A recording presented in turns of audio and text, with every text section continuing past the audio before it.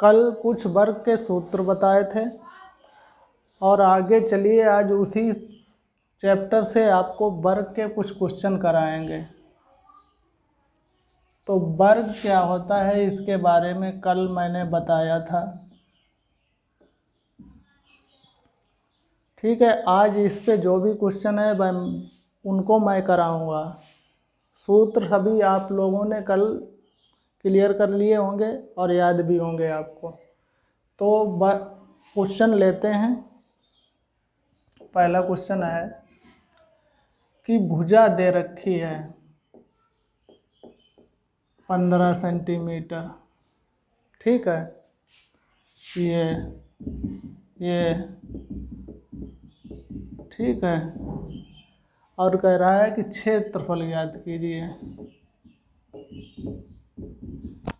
तो सीधा सा इसमें सूत्र लग जाएगा, क्षेत्रफल बराबर भुजा इंटू भुजा, 15 इंटू 15 बराबर 225 वर्ग मीटर वर्ग सेंटीमीटर। ठीक है, ये तो क्षेत्रफल निकालने का सूत्र हो गया, उस पर एक क्वेश्चन भी हो गया। अब दूसरा क्वेश्चन है वो लेते हैं परिमाप पे। तो क्वेश्चन नंबर 2, वर्ग की भुजा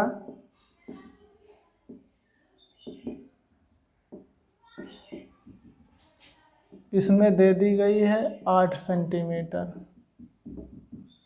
और कह रहा है कि परिमाप ज्ञात कीजिए। ठीक है, तो यहाँ पे आप वर्ग बनाइए। इसकी ये भुजा है 8 सेंटीमीटर, ये 8 होगी, ये भी 8 होगी, ये भी 8 होगी। तो इसका परिमाप निकालने का सूत्र क्या होता है वो मैंने कल आपको बताया है। तो परिमाप बराबर 4 इंटू भुजा। तो इसमें क्या आ जाएगा, 4 इंटू भुजा कितनी है 8। तो कितना हो जाएगा 32 सेंटीमीटर। ठीक है,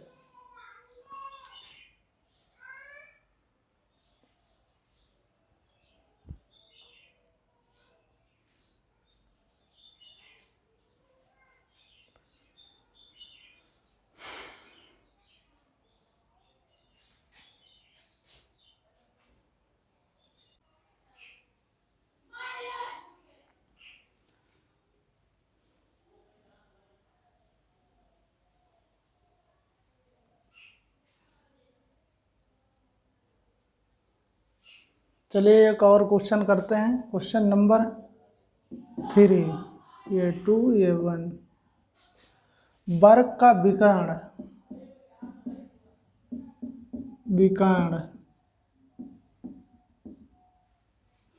दिया गया है 5√2। ठीक है, और भुजा पूछ रहा है, भुजा बराबर क्वेश्चन मार्क, भुजा पूछ रहा है। तो वर्ग का विकर्ण यही तो होता है, ये दिया गया है 5√2 और ये भुजा पूछ रहा है। तो विकर्ण से भुजा निकालने का सूत्र क्या होता है, भुजा बराबर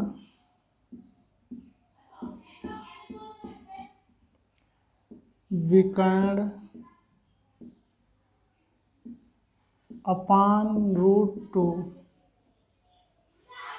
ठीक है, ये भुजा से विकर्ण से भुजा निकालने का सूत्र होता है। तो ये वैल्यू उठा के यहाँ पे पुट कीजिए, 5√2 अपान √2। ये कट गया, ये आ गई भुजा 5 सेंटीमीटर। ठीक है,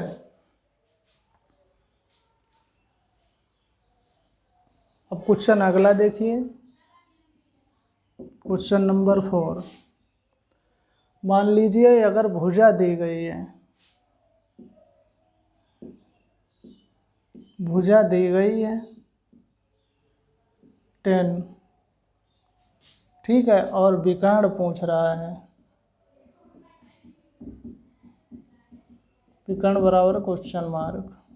तो आप यहाँ पर एक वर्ग बनाइए, ये विकर्ण बराबर क्वेश्चन मार्क और भुजा दी गई है बराबर 10 सेंटीमीटर। तो विकर्ण निकालने का सूत्र क्या होता है? विकर्ण बराबर भुजा इंटू √2 ये होता है। अब इसमें वैल्यू रख दीजिए, तो वैल्यू यहाँ पे रखिए, ये 10 और √2 ये तो है ही, तो ये हो जाएगा विकर्ण, विकर्ण ये हो जाएगा 10√2 सेंटीमीटर, ठीक है। चलिए अगला क्वेश्चन लेते हैं 1। इसमें विकर्ण दिया गया है, विकर्ण बराबर 5√2 और कह रहा है कि भुजा ज्ञात कीजिए और क्षेत्रफल ज्ञात कीजिए। अब इसमें दो चीज़ें पूछी हैं, भुजा पूछा है, क्षेत्रफल पूछा है, तो यह क्वेश्चन कैसे लगेगा देखिए। इसमें ये विकर्ण है, ये दिया गया है 5√2। जब हमें विकर्ण पता होता है तो हम पहले भुजा निकालते हैं, जब हमें विकर्ण पता होता है तो पहले भुजा निकालते हैं, भुजा ये निकालेंगे। तो भुजा बराबर विकर्ण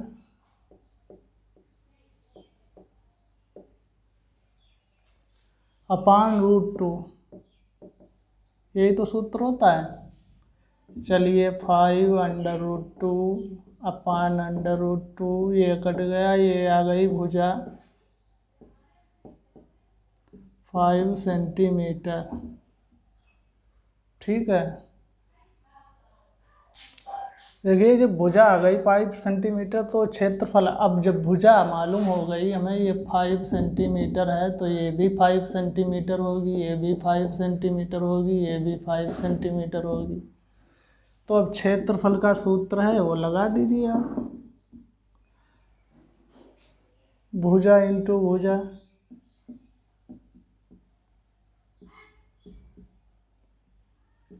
तो आ जाएगा 5 × 5 बराबर 25 सेंटीमीटर